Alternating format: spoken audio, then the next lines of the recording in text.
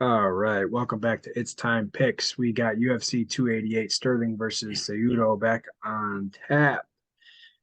And we missed last week because Joey decided that the NFL draft was more important. Eagles won the draft. Back this week, and you know what? We'll just, unless you got something you want to add to it, we'll jump right into it. Let's jump right into it. All righty, so first fight, we got Joseph Holmes and Claudio Ribeiro. I think we're on the same level on this one. Yeah, one thing I'll say about this fight, I think someone does get finished on this fight. Claudio will be the better, more dangerous striker in this fight, while Holmes, I think I would slightly say he's more well-rounded. He needs to get more into his wrestling. And with his frame, he's a big dude, and he already has power, but he's not the most technical striker. But if he can get down and close the distance, I think he can make a quick night of Ribeiro. Because Al Hassan pretty much took it easy of him, but Al Hassan's more of a judo. And there was times where Al Hassan could have finished the fight by sub, but he didn't. But he ended up getting back up and knocked him in the hell out. I'm not gonna lie, like I was good. I usually like Holmes, but until I see it, I think I'm going Ribeiro because Holmes doesn't really have the overall takedown offense to get Ribeiro down. I don't believe. Could he clinch cage him and maybe jump the back or trip him? Maybe. But I think Ribeiro is going to come out like a mad out of hell, and he may go ahead and he is going to be a contender for under 60 seconds if he comes out like I think he could come out. Because Holmes is flat footed and leaves his chin right up, and he may go ahead and bull rush Joseph Holmes. So usually I'm a Holmes backer, but I don't like this matchup for him at all. And because I think this is a matchup where, okay, Holmes is 1-2 in the UFC. Ribeiro 0-1, debut against Al Hassan. If he gets his third loss in the UFC, but I don't think it's three straight, but he's only 1-2 in the UFC for Holmes. He could get his paperwork soon, but I got to go for the more dangerous guy in this fight. But if he doesn't get it in round one, depends on how much volume he throws. He may not pay off his tag, but I'd be shocked if this fight don't finish it within the first two rounds. I agree, and I do believe that Holmes gets knocked out. And the big killer for me was that his only UFC win came against Alan Abadovsky, who's just A bum. not good at all. He went 0-4 in the UFC, and then that was that. It was pretty much the easiest play anytime he was on the card. But yeah, I mean, he does have a path. It is via grappling. If he can get this down, he could submit him. It's just a matter of if he's going to be able to. And Ribeiro's going to come out really fast, really hard, and I do think he knocks him out. So it should be relatively easy. So that, yep, both of us going with Claudio Ribeiro. I do like that pick a lot, especially for DFS. Next up, we have Rafael Estevam and Zhalgas Zhumagulov. I'll let you go first. I saw your face, so I have a feeling where you're going potentially. But I know Rafael Estevov is making his debut from the Contender Series. Um, I believe he is the short notice guy in this fight because originally Correct. it was Zumagulov versus Nate Maness, and I know Rafael Estevov. He showed himself very dangerous on the Contender Series. He has a lot of power. Um, he pretty much gets wild to close the distance to get takedowns, and he is dangerous as hell in the Brazilian Jiu Jitsu area. Zumagulov, I kind of feel bad for because realistically, he could be on a two-fight win streak. I thought he beat Charles Johnson, and I thought he won the fight before that. So I feel bad for Zumagulov. His back is against the wall. He is 1-5 in the UFC, which is terrible because the judges are shit. And I do feel bad for the guy. But one thing I know, he has a boring style. Maybe I think that's why the judges don't like him. He has a boring style. He'll hold you against the cage, Yep. doesn't do much damage.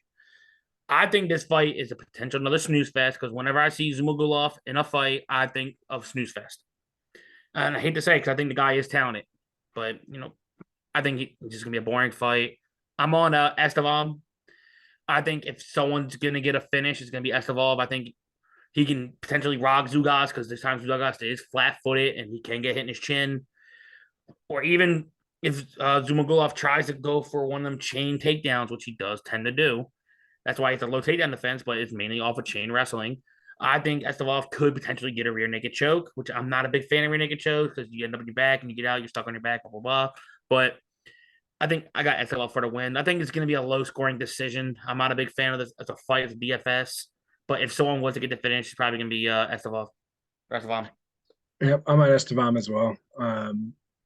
And I do agree. I do feel bad for Zumagulov because he was once a top prospect and he's kind Mm-hmm. of just been shit on since he come into the UFC. Um, yeah, the last two fights, like you said, they easily could have been his. I definitely think that he beat Johnson. I Oh, got yeah. no doubt about that one. The Jeff Molina fight was really close. Um, yeah, it's tough. I'm going with Esteban, but at the same time, I would not be surprised to see Zumagulov hold him against the cage for 10 minutes of this fight. Um, Esteban is making his UFC debut. Debuts are always difficult, and Especially on short notice. he might come in too confident, and he might just get controlled the whole time. So don't be surprised if Zumagulov pulls this off. He is the dog. They're fairly close Price. in pricing. Esteban's 8,300 on DK. Um, Zumagulov he'll 79.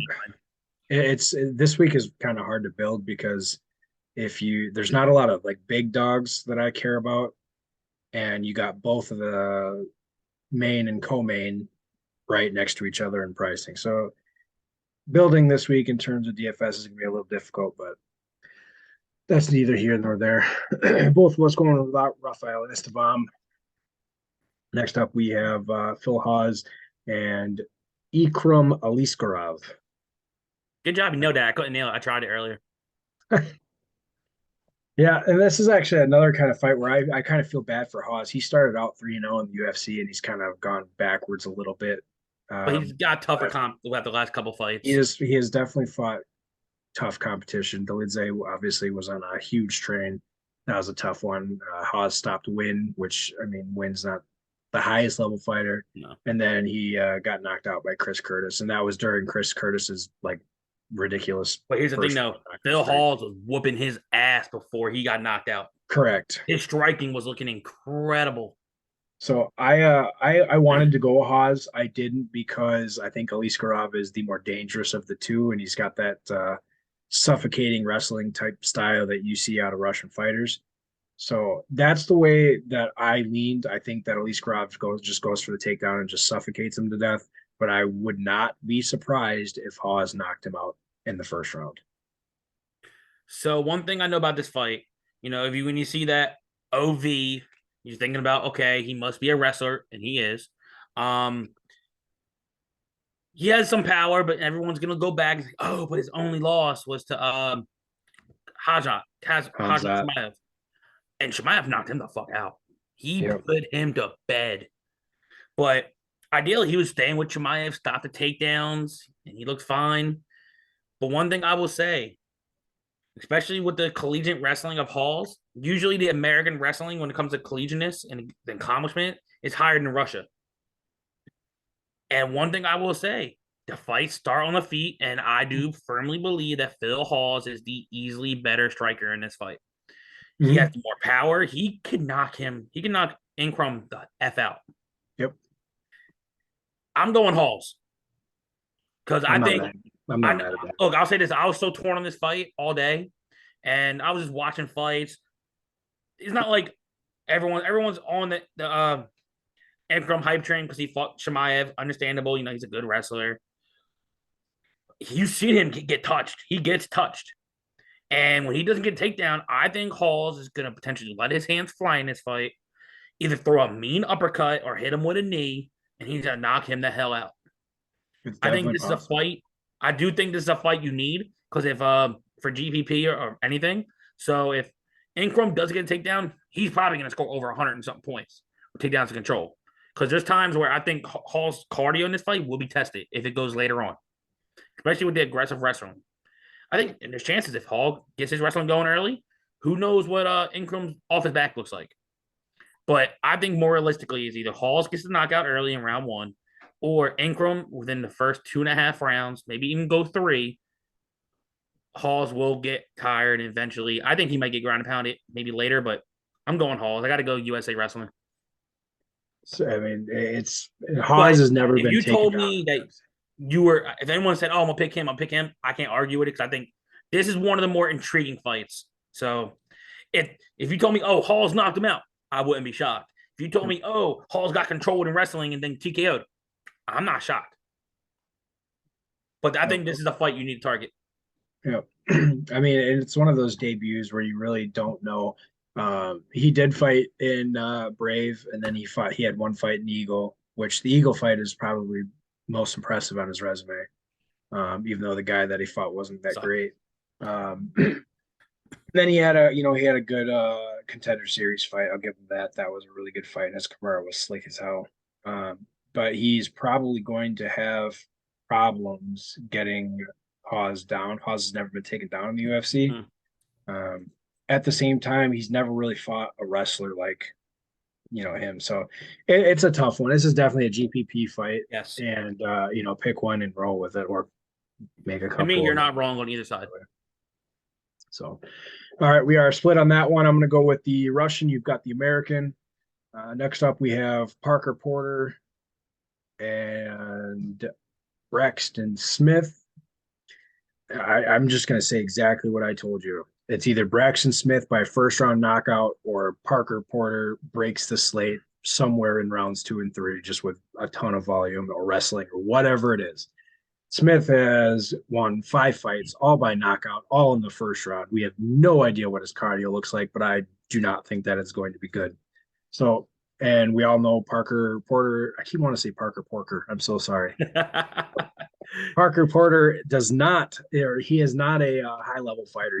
He's kind of just he's a guy you'd kind of just toss in to go and fight whoever. Um, so I mean, it's a tough call. I don't like Smith's resume. I don't like anything about him, but he does have some nasty power. He just rushes you forward, and if he hits you, it's over. So I went Smith for those very reasons, but I could see Porter winning this fight just based on volume and decision. I was also torn on this fight. Braxton Smith kind of looks like the father from Family Matters a little bit, but more jacked up. Yep. Um, I watched, the fights that I saw from Smith. You could find all of them except for the one loss, which he did lose to Chase Sherman. But I was also in round 1 too. So this guy, and even in his one loss, never been out of round 1. Nope. The only thing that's stopping me from picking Porter, which I think Porter is the more well-rounded fighter everywhere, except for pure power. I don't like how I'm wondering how the hell he's able to come back from just getting flatlined by Tafa within what, 3 months ago? Yeah, it was February. So no, I completely agree with you. I don't. If you told me that was like over like 6, 7 months ago, okay, I think the mind can clear. But 3 months ago, and he was winning that fight, and what happened? He got aggressive, and Tafa touched him on the chin, Well, it and all only it took was lasted a one. minute. I think from watching Smith, when I say he's not the more fluent guy, but he's gonna be the fast. I think he might be the faster guy. He's gonna be the stronger guy. And usually when I see shows, there's looping shots. It's not even straight. It's all loops, loops, loops. And once he lands one, you're falling. And he's not getting back up. And one thing I've noticed about Parker Porter, 7 out of his 8 losses are by finish. And then what's the one way Smith's going to finish? It's going to be by knockout. It's not going to be by Yep. anything else. And when Parker Porter is KO'd in all his losses, they happen in round 1. Yep. I think Braxton's going to come in, and I think he might come in there and try to be aggressive. Like he kind of has like a heavyweight Rumble Johnson ish. He even has a head kick knockout, which that was a sloppy head kick knockout. But I think he's going to come in. He even said that he's going to go in there and try to make this thing quick. Yep. And either A, it's going to pay off and break the slate, or B, he's going to gas himself out. And as you said, there's a chance that Parker Porter with volume, takedowns, and do whatever the hell he want afterwards is going to take over and win this fight. This is another one like I You almost almost have to have a piece of it. yeah. And Smith will probably be the most popular dog pick on, Yes. on everything. Porter might be one of the more lower owned guys due to that price tag, but he's one guy that can also, like I said, if he survives early, he can break the slate. For a pick, I'm going Smith. I'm gonna move around lines. I'm gonna see how they both look in lineups moving around, but I think this is another fight I think you gotta have a piece in potentially. Because like I said, if Smith does it early, he's going to score easily over 100 points, especially with a knockdown over 110 ish. But yeah, low level heavyweights. I'm never a big fan of low level heavyweights. So, Yep, I agree. So both of us are on the Smith train, as oh, I'm one more sure. thing. Parker Porter is also potentially on the walking paper. This is 2 straight fights in a row that he's been not finished. One's by Almeida, but that's not as shameful. Almeida's going to finish everybody. And we'll talk about that fight next week because that's gonna be it. That's gonna be, I think, his ideal breakout. All right, enough out of you. Both of us on Smith. Next up, we got Rodriguez and Jandaroba, and I'm going to let you go first on this one. I talked about this fight. I don't think I'm gonna target this fight, but I think if it stays standing, Rodriguez will win a 15-minute striking match. If it somehow gets to the ground early when they're both dry and Jandaroba gets the back, there's a possibility for a sub. But one thing I'll say about Rodriguez, she has good sub defense. She's never been subbed. She's a tough little girl. But I think that this could be a close fight. This can be a fight where it goes to decision. And when it goes to decision, Rodriguez is a 9-1 with 2 draws. And usually when I looked at her previous fighters, when she's fighting a primarily overall Brazilian Jiu-Jitsu, 2 wins, no losses, 1 draw. So ideally, she's like, okay, does Jennifer have the best takedowns? No, not really. Are they improving? Yes, I'll give credit. They are improving. But one thing I would give Rodriguez, unless she's going against a wrestler, that's the only time she really gets taken down more than once. I'm going to go Rodriguez due to volume because only thing that scares me about Jenna Robic, even when she stands, she kind of has like a 10-man type stance where her hands are just staying still. She'll throw wild once in a while for power to try to close the distance. But one thing that doesn't move is her head. Her head stays straight in the box. I'm never a fan of that. Rodriguez has good jabs, and I think she's gonna end up winning a bullshit decision. You done? I am. Okay, good. I already told you I'm on Jandaroba, and the more I talk about it, the more I think about it, the more I'm even on her. Marina Rodriguez is obviously one of the staples in that division. She's been excellent for a very long time. Her striking is pretty damn good. But in the last 2 fights, she has not looked her greatest. She's now 36. She's getting up there in age. She's slowing down a little bit. She got her ass whooped by Amanda Lemos. And that Nothing fight wrong with with it. Shawn and Yan was very close. And Yan took her down twice in that fight. Jandaroba was able to take down Angela Hill 3 times. Angela Hill has some of the best takedown defense in the division. She's one of the better strikers in the division. Doesn't matter if she's a high level striker or fighter or not. I She love has Angela. one of the best takedown defenses in the division. Marina's is not that good. Jandaroba will get this down to the mat. It's just going to be a matter of time, when, and how long she can keep her on the mat. So I'm all over the dog, and my hot take will come from this fight. I think Jandaroba submits her for the first submission loss in her career. I don't hate that because, like I said, for a DFS, I'm not touching this fight unless you're on the Jandaroba upside, which I'm perfectly fine with if you're going for that route. But like I said, I'm not touching this fight for DFS mainly because, like, if she does get up, she does tend to get up in fights. She'll out volume, and you know how judges are for female fights. When they're close fights, is always a ridiculous split decision of a sort, and we've seen terrible judges this year. Yes, we have. Yeah, anything. We will keep saying it every card. You can't trust the judges anymore No, at you all. cannot. Not in the slightest. So that is another split pick. I've got Vernon Jandaroba. You've got Marina Rodriguez. And next up, this one should be really quick. Chaos Williams and Rolando Bedoya. I'm on Williams. I don't see any chance for Bedoya at all. Williams, if you told me that Williams was going to get taken down, okay, well then maybe because that's Bedoya's really only path to victory in this one, but there's just no way. Chaos Williams has excellent defense, and his striking is so goddamn powerful that that's so hard to get in on him. So I got Williams all day. I think he knocks him out. I don't know. One thing I will say about this kid, I watched some of his fights. He is very durable. He does get hit at times because he leaves his chin up in the air with his hands down like a cocky striker. And I'm sorry. One thing I noticed that he gets hit a lot is when it comes to straight punches and overhands. What does Chaos have a good? A good fucking power straight hand. Yep. You seen that with when he fought what's his name? Al Hassan. Morono, Al Hassan, and Baeza. And it didn't even look like he threw with full force. He just cocked it back some straight. They went to bed. I think he could be similar like that at some point. I think it might be a fill up process early. I think Rolando might try to get some kicks, but Chaos, I think, throws kicks a lot harder. And I think maybe late round one, early round two, it wouldn't shock me if Chaos absolutely puts the lights out on this guy.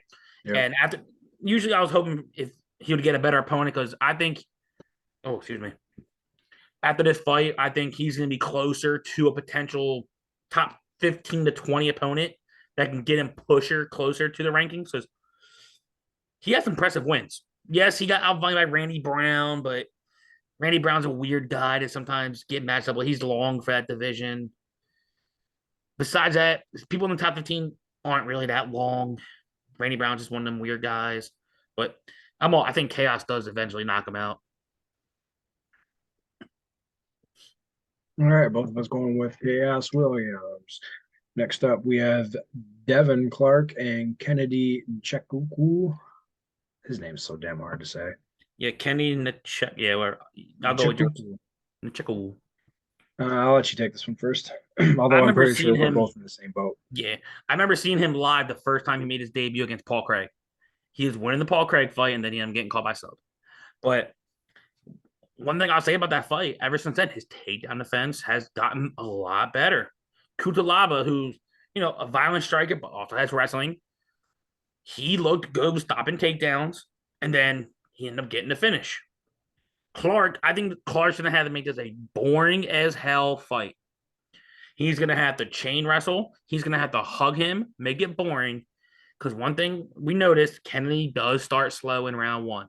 He allows people to push him against a cage, and then somehow he wakes up like the Energizing Bunny in round two, finds a way to put it on. He ends up getting like a round two finish. I'm on Kennedy. I just wish if I knew he was going to go all out round one, I think there's a very good chance he could knock Clark the hell out early because his striking and power for that size is very good. But I'm probably not. I'm gonna hope to God maybe this fight does go to round two. Clark wins round one, then he gets finished in round two. I'm going Kennedy to pick, but I'm gonna try to stay away from this fight from DFS. I agree. I am on Kennedy as well for those pretty much all of those reasons. And Devin Clark is just trash. And I'm actually really tired of watching him fight at this point. He's not gonna go nowhere since he beat what's his name?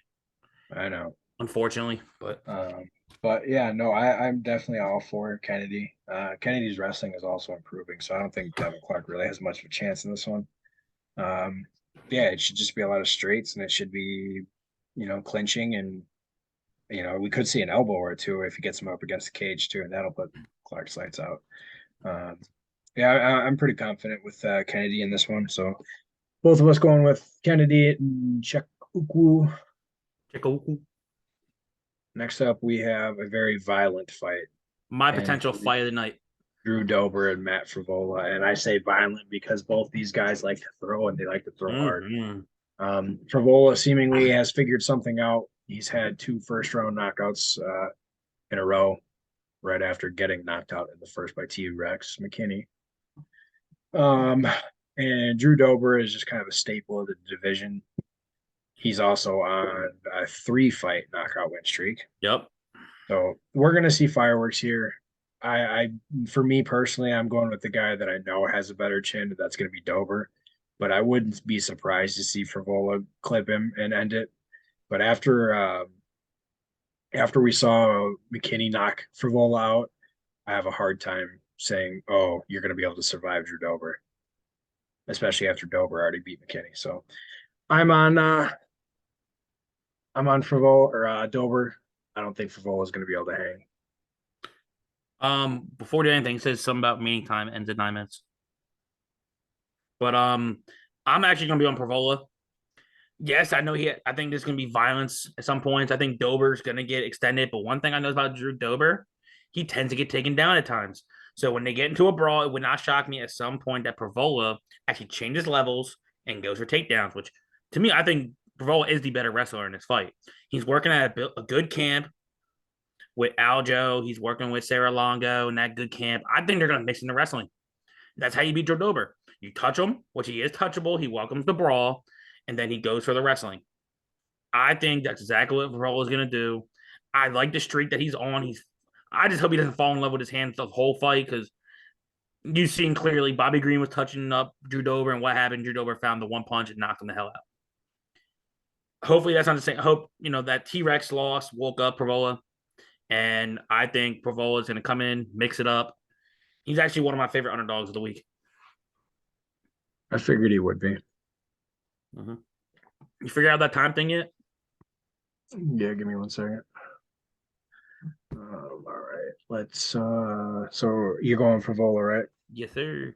Okay, so we're another one. We are split on this one. I'm going with Drew Dober. You have Vola,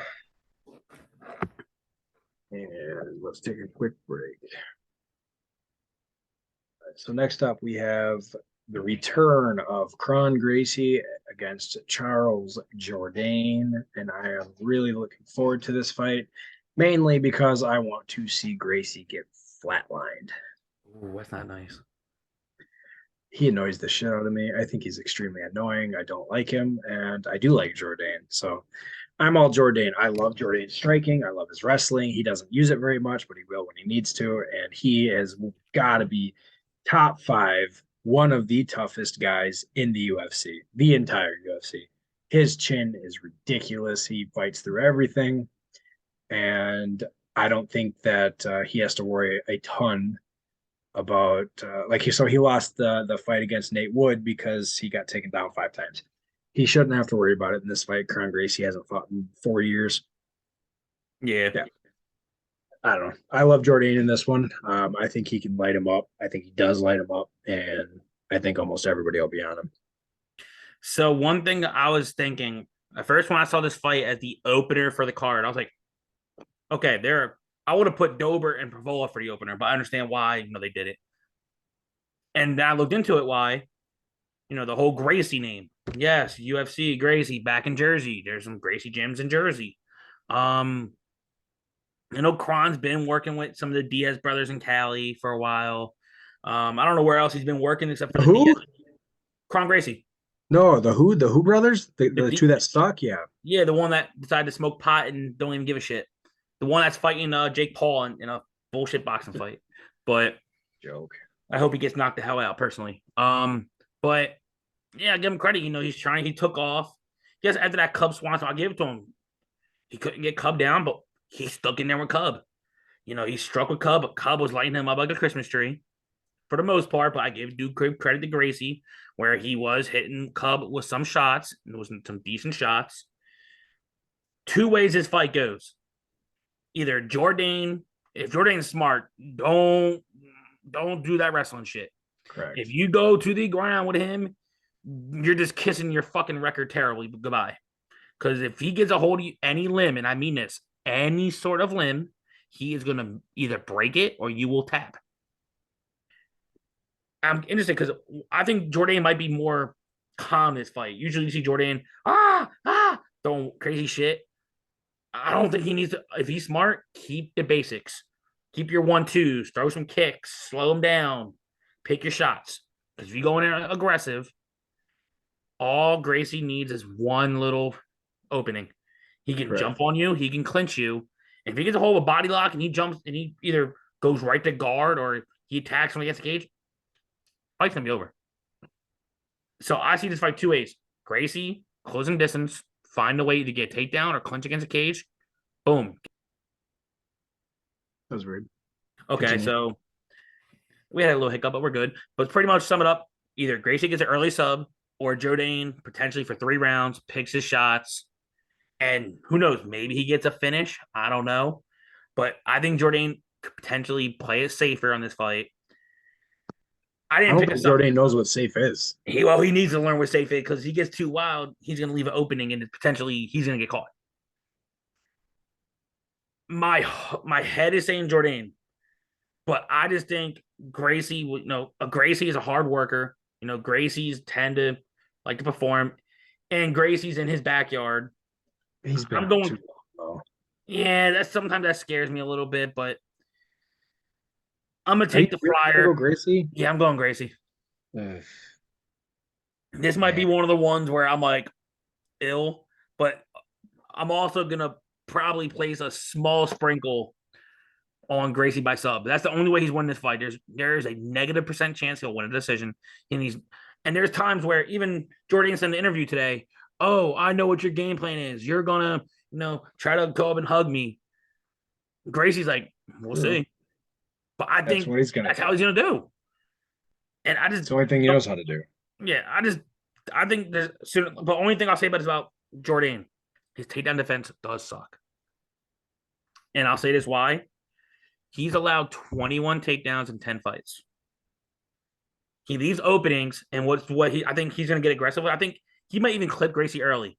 And this is what scares me, and this is why I think Gracie might take the advantage. Jordan likes to do them bullshit spins, them stupid flying attacks. Gracie could catch him and take him down. The fight's gonna be over. It might be one of those situations where he rocks Gracie. Charles tries to go for the kill, gets too aggressive. Gracie catches a sub, a bullshit sub. That's Yeah, I how don't I'm know. describing it. A bullshit sub. Unless he Three, just four, runs in 4 years and is just too much for me. it's not like he's old. It's not like he took off at like No, no, no, 36 no. and came back Oh, at 40. Like what's he took what's he off at been like doing? I mean, but prior to him leaving, he was doing all sorts of grappling and yep. all sorts of stuff. He hasn't been doing anything in 4 years. I know that he's been apparently he said he took off to try to fully grow into the game of MMA and and after the video I'm gonna talk to you about what he actually said about what the UFC should do, which it's pretty interesting, but I don't need to talk about it on the video. Yeah, I don't know. I can't. There's just no way, and that's how the majority of other people feel as well. But yes, his path to victory is obvious. It is by Yes. submission. He's That's either his gonna be a game. first round sub or he's gonna get pieced up for 3. So he is a BJJ wizard, and that could happen. But we are split. I am going with Charles Jourdain. You're going with Kron Gracie. We have this. There's not much to talk about in this one. Do you just want to say to pick on 3? We got Movsar Evloev and poor Diego Lopez, and he's taking this fight on extremely Within short notice. yeah, like 3 days notice. There's he's got a path. He can win. Sub. Yeah, sub him. That's what he But does. honestly, the crazy thing is he's the better striker too. But Evloev is just he's A really wrestling really freak of good. nature. He's 16-0 for a reason. He's really good. He's really complete, and this fight should be over quickly. So I would assume that you're going with Evlov. You don't even need to ask that. And So I feel both of the us, crazy thing is on paper, if you go back to look at Diego, he actually looks talented on paper. A lot of finishes, 90% finish rate, but he dude, did he get got tossed around by Joe Anderson Brito on the Contender Series, yeah, and usually to me, Brito does have some BJJ, but he's mainly a power striker. and I didn't like seeing that, but so this is going to be one of those things where Evloev just continually chains him, takes him down, controls him, rinse and repeat because his cardio is unlimited, and we're going to see Evloev score 120 plus. yeah, Emblev's gonna be chalk on Yes, every type of even at tournament 9,400, cash. you pretty much have to play him. Yeah, there's no doubts. So both of us going with Evloev. Next up, we have Jessica Andrade and Xiaonan Yan. I'll let you take this one first. I think this fight is actually gonna be another good one. I I do wish too. this kind of was like a fight night 5 rounder because I think this fight could absolutely live the hype. Andrade, she got beat by my girl Blanchfield. I was happy as shit with that. Um, I'm not gonna get the whole Blanchfield thing on here because I don't want our video to get taken down. I was on But it first. I knew of her first from Jersey. But hey, we're gonna talk about that another time. But I think this could be a potential good fight. But I'm going on a hot take. I'm going Jan. I don't hate it. And the reasoning is and I'm gonna compare this two styles. This fight could look very similar to fucking Song Yadong and Ricky Simone. Similarities. Except I think Andrade is the better power striker. And how she does have success, she comes forward and tries to bully. I don't think she's gonna be able to bully on. She's a tough girl. Ever since she got taken down, there are times with Esparza and everyone else. She's working the same camp with Song Yadong with Uriah Faber, Danny Castillo, Shayalan Nurdenbeek. is one of her main partners who is a freak in wrestling. So she's definitely getting reps takedown defense in there. And her takedown defense has actually looked arguably better. But the only thing that scares me maybe Andrade could maybe get a sub somewhere. But I think there's a good chance Jan could out volume the shit out of her.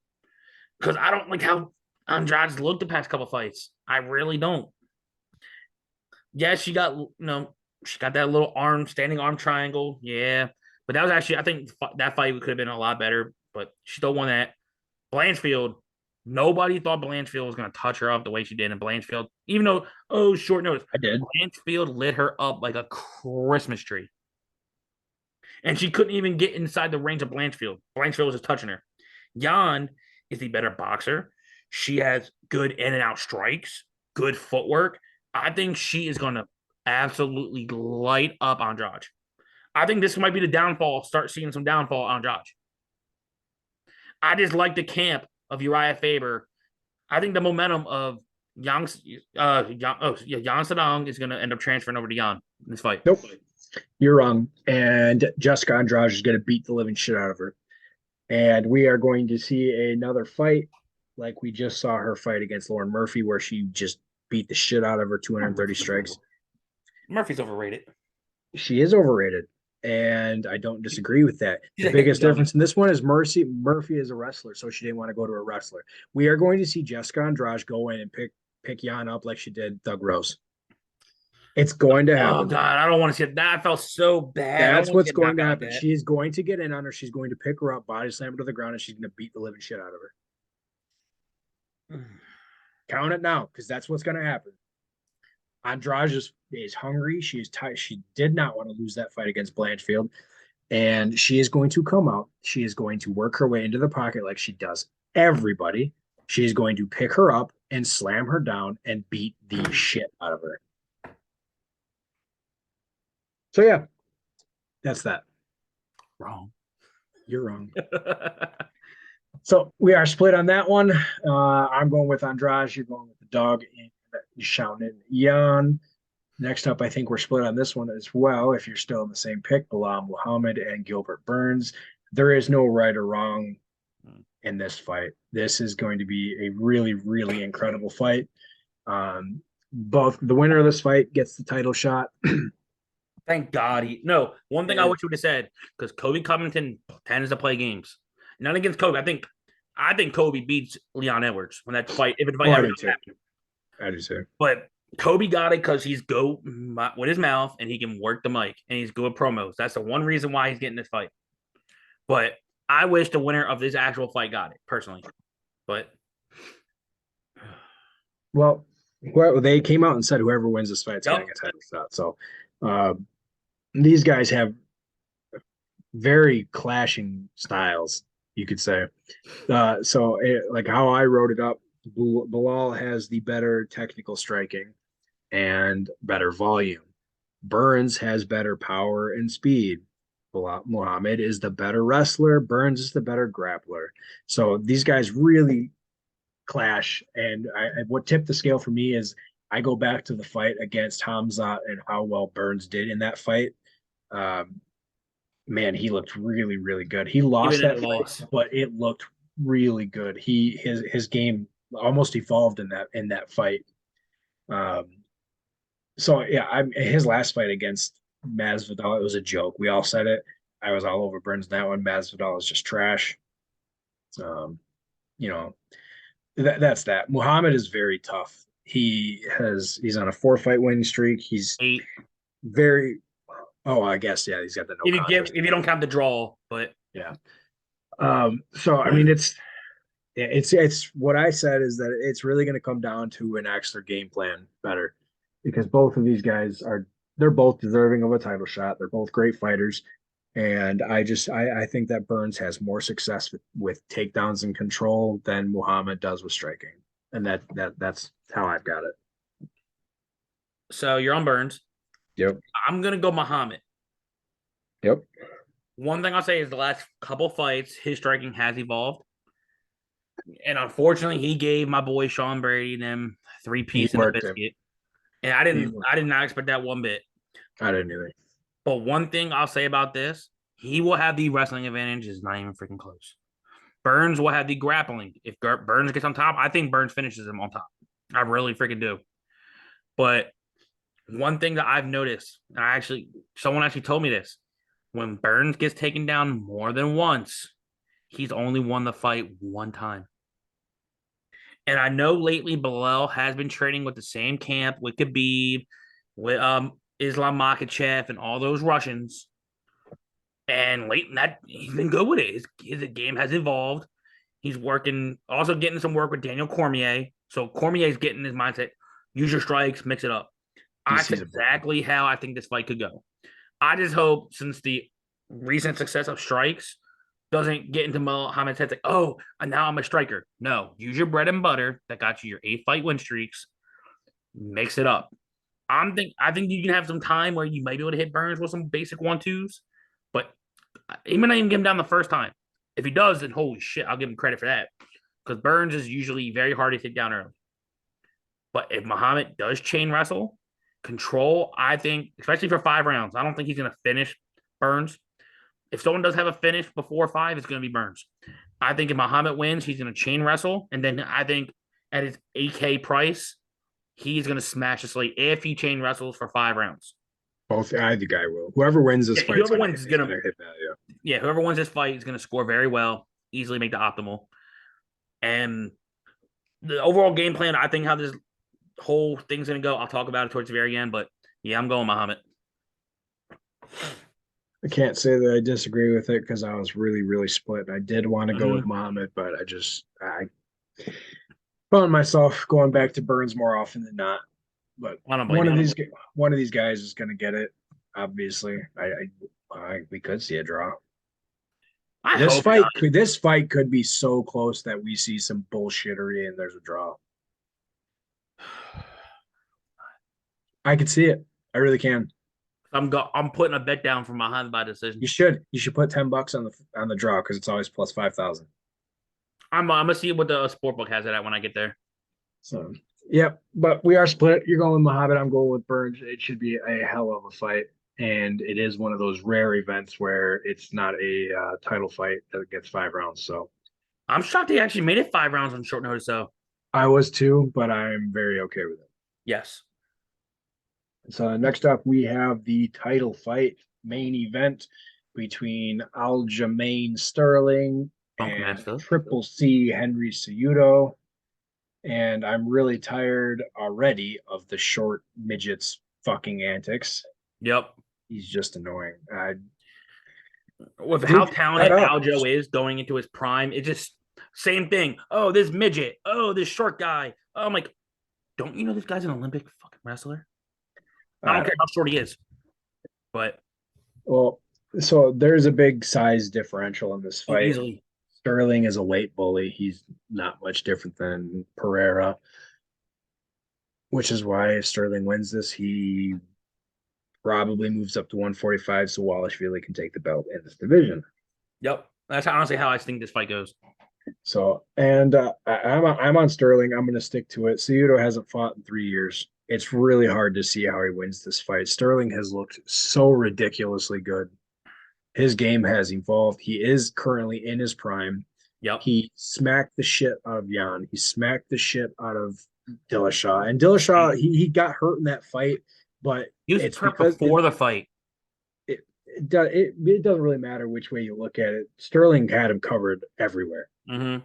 His striking has gotten so much better. To be honest, we see him and Wallashvili train, and they've been doing it. And ever since they started training together, good God, I don't think anybody would be able to stop them. I really don't. That the way they train and how they fight now is just unreal. So I don't think Cejudo has anything that Sterling cannot combat. No, I don't think he can throw anything new at him. I don't think he can bring anything. And you could say, oh, Cejudo is going to wrestle him to death. Well, even if he does, Sterling is the better grappler. And I'm sorry, but he's got the length. Say Cejudo takes him down. Okay, well, Sterling can attack the triangle from the bottom. Say Cejudo gets him into a mount. Okay, well, watch Sterling reverse this and, grab his neck. So I don't see any path to victory for Cejudo, and that's why I'm on Sterling. I'm also on Aljo. I think Aljo, like I said, he's in his prime. The first, the one thing I didn't like how Cejudo brought up, Cejudo was like, "Oh, you're pretty much a champion of you being the best, winning the best actor award." I know they're doing it just to build up the fight. I understand that, but oh, you won the title for this, and you're not the true champion. I'm the champion. I left. Now you're just a title holder. You're the true challenger. Blah blah blah. Building up the fight like I expect, but I want you to answer this question. Yes, we know Cejudo is the Olympic wrestler, but how close is him and Dalish Feely wrestling? That Wallashvili, after I watched what Wallashvili did to Jan, Wallashvili is the best wrestler in the UFC. and I usually, if Cejudo wasn't in this division, I said Dalish Feely is a wrestling god. I've never seen. I remember I missed that fight. I came back. I'm like, I've never seen someone from 5 rounds chain wrestle the way that. That was insane. And I was on Jan. I had been in Wallashvili. You remember it? I called it in every fight until that one, and I should have just stuck to it. His wrestling is his wrestling and cardio is there The is best no I've ever seen. there's It's like no when it almost looks like when GSP was in his prime for cardio. You couldn't tire out GSP. yeah, it's exactly what it is. It's just it's unreal. And when the one fight he did get tired in was against Marlon Moraes, who But he got rocked early. yeah, he got rocked early, and then and then he just turned around, and then boom, it was just Next insane. round just absolutely steamrolled him. But I'm Yeah, on Aljo, and I think those training rounds with Marab, like, look, he's gonna go out there and try. He might try to go in there and try to throw some basic athletic combos, but Aljo, I think, is too long, too rangy. yep. Like I said, his striking has looked absolutely incredible, especially working with Sarah Longo. And Sarah Longo's a god in the striking game. He gets his fighters pumped up, get his hands going. And I think at some point, I think he's gonna fucking submit Cejudo. I think Cejudo is gonna get desperate with a shot, and would not shock me if Aljo puts him to bed, even off It'll a rear probably be naked choke. like Habib versus Gaethje. Yep. I could see it going down just like that. I had a conversation like that, not even like 3 hours ago with somebody. Like, oh, how do you see the main? I'm like, how Joe? But like Cejudo, I'm like, tell me what Cejudo's gonna do. Yeah. He's gonna wrestle screw him the whole round, like without getting caught. No, Aljo, I can guarantee the night of the fight, he's gonna be at least almost 20 pounds heavier, Oh yeah. and it's not even like Aljo cuts from like 160 to get to what he does. That's why he's gonna go up weight after he wins this fight. Yep, because they said Wallashvili will not go for the belt while Sterling holds it because that's how Hmm? close they are. And I get it. I do think it's kind of silly, but that's why when Sterling wins this fight, he goes to 145, and we see him probably hold the belt at 145 if Yeah, he's gonna go Volkanovski. against the winner. I think honestly, I tell people this. I think that if Volkanovski beats Rodriguez, I think Volk goes. You know what? I'm going back up to that 155. I want to get that belt. Exactly, and I think that's what's going to happen. I don't. We may not see Volk down there anymore. No. Um, it's going to be interesting. We literally could see Wallachvili, Sterling, and Volkanovski hold the belt within the next year for Yep. those respective divisions, which could be a lot of fun. Um, I don't see anybody stopping either of any of them. No. I really don't. Should be a lot of fun. So And trust me, I'm throwing bank on Sterling by sub. both of us are going with Aljamain Sterling. Um, I usually would say, and we've said a lot tonight, I wouldn't be surprised if so and so wins. I would be surprised if Cejudo wins this fight. I Yeah. really would. And I think I he's think if he just wins, it's gonna be off some bullshit. I won't even say bullshit. If he's gonna win, he's gonna have to catch Aljo slipping on something and maybe knock him out. That's yeah. the only way I see Cejudo win this fight. But that the only person to knock him out was Marlon Moraes, Marlon and caught him with a mean kick. during his towards the end of his prime, but still Yep. in his prime. And Cejudo doesn't have the power that Moraes No. does, and I don't think he's going to be able to hit him cleanly. And people talk about Sterling. Oh, he beat Jan on a DQ, and then he beat a broken Jan, and then he came in and beat Dillashaw, who was injured. Well, before that, he also beat Corey Sandhagen, who's Yep. a top fiver and going for the title soon. He beat Pedro Munoz in 2019 during the end of his prime. So you can say what he wants. I've never been a fan of Sterling. I've said it quite often. I'm just not a fan of the guy, but the way that he has come back since that DQ, it's just he looks great. And Walashvili is just an animal, man. I can't wait to watch That's him one of fight these again. scary. I think honestly, I'll say this right now. I think he could probably fight up 2 weight classes and clear that division out just from his I, wrestling alone. I don't know who could honestly beat Walashvili. Nobody. So he lost in 2018 before he started Debut. doing all these. He lost two in a row. He lost to Frankie Sains and Ricky Simone, which is kind of also a bit of a surprise. But he just got caught in submission in that fight. The first one he won. He won that fight against Frank Counter. That was a bullshit decision. That was a horrible, horrible call. Um, and then he's gone on this run where the first five guys were kind of nobodies, and he was just kind of making his name. But then he fought Cody Stamen, and then he fought Marlon Moraes, and then Aldo, and then Piotr Jan, and all he has done, except for the Aldo fight, although he was All the fight unable was to he just held him against the cage and said, "Here, you're screwed." And the amount of strength that it takes to hold somebody up against the cage for 15 minutes and not get tired he didn't look is tired at all. just insane.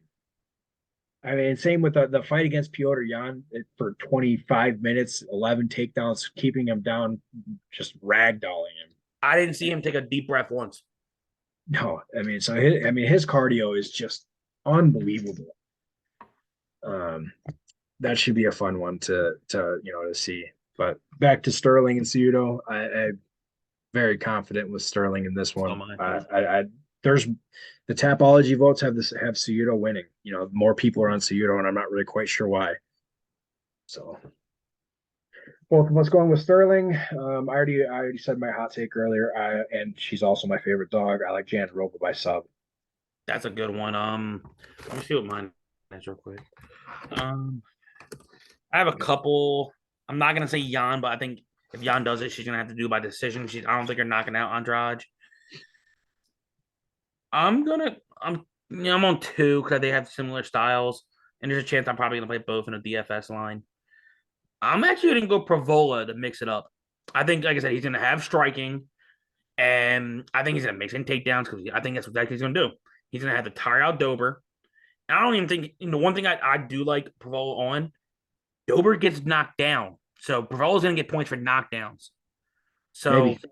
yeah, maybe, but I'm gonna go Provola because I think I'm more. I wouldn't say confident. I would say if I had a gun in my head between Provola and Phil Halls, that's my two. I was going to decide from. Who has the potential for a better kill shot, meaning you go to sleep, is Phil Halls. But we got to see how Phil Halls stops that first takedown. If he stops it with no problem, I think Phil Halls is going to knock him out that same round. Drew Dober's only been knocked down once in the UFC, and that was T-Rex. It's the only time he's. But no, he gets knocked down. There's other fights that he gets knocked down. He never been. I don't know who the hell actually gave him that one TKO loss, but I'm curious. I'm curious who gave him that TKO loss. I don't know if it was in the UFC. I don't think that was in the UFC. I'd have to actually look that up. I'm very intrigued with that one because he must have like some Superman type power if he's gonna TKO him. KO loss Ramiro Hernandez in 2011. Yeah, that's a nobody. A nobody. It must have just been a weird clip. Yeah. Huh. But yeah, no. So I mean, he hasn't. Like I said, Dober's chin is just incredible. But sooner or later, his chin's gonna go sooner or later. And that's I don't think it's first. I don't think it'll be against this fight, though. I really don't. I hope I'm wrong for your sake. Yeah, because you'll have Frivola in your line. I won't have Dober. I wonder how much. I think that fight's gonna be high owned as it is. So I was saying, I'll get leverage, but I don't think I'm gonna get leverage in that fight. But if I get that fight, I know there's. Who knows? I don't know how the payups are. Maybe Dober would probably be lower owned, maybe, but probably. Yeah, so, that'll do it for that. You can lock in Evlov everywhere. He's gonna be the most owned, but it's chalk that you're gonna have to eat because he's gonna completely crush Lopez. Other than that, I recommend you gotta have your shares of the co-main event and main event. Pick your side. That's all I'm gonna say. For either side, you're not. To me, I know we're more confident on Aljo because I think that's my more confident pick out of the two fights.